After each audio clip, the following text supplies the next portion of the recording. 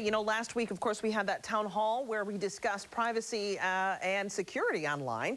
With us this morning, RIT social media expert Mike Johansson to talk about, well, your privacy when it comes to being online and what can you realistically expect and some ways to maintain some of your privacy. Nice to see you, Mike. Likewise.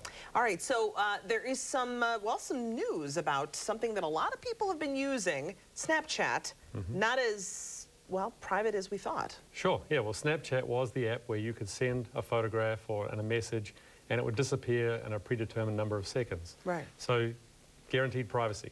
However, there's a new app out called Chat, which for 99 cents allows you to keep all those Snapchats and resend them whenever you want. Oh, boy. So, it was bound to happen.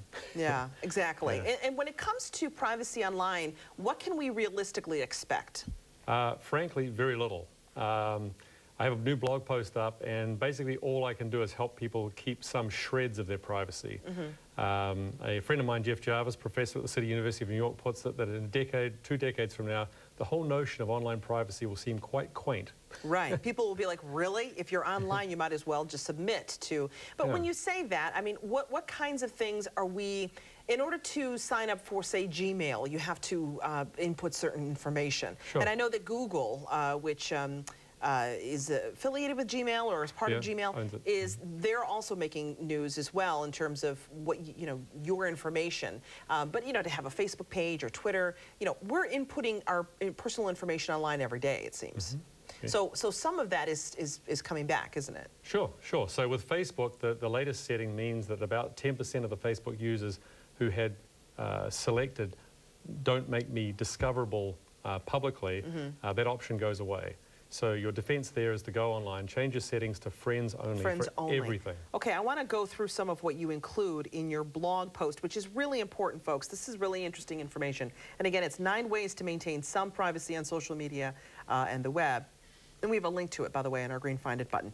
The first is, as you said, to try and make all your Facebook posts to friends only, so that friends of friends or not everyone can see certain things. Also, this is interesting, sign in and out of your online accounts.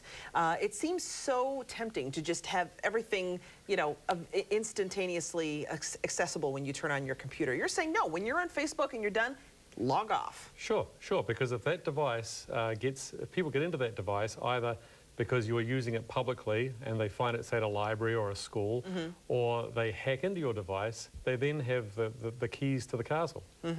Use a password on your devices, which is interesting. Sure. So I do that on my iPhone. I have a password on this phone. Yeah, every electronic device you have that has personal information on it should have a password. Can passwords be, I guess, someone figure it out? I mean, if they sit there long enough, can they figure it out, you think? Yeah, the average person who steals your phone? Probably not, yeah. The good advice on passwords is to do 3 things. One is have a minimum of 8 characters.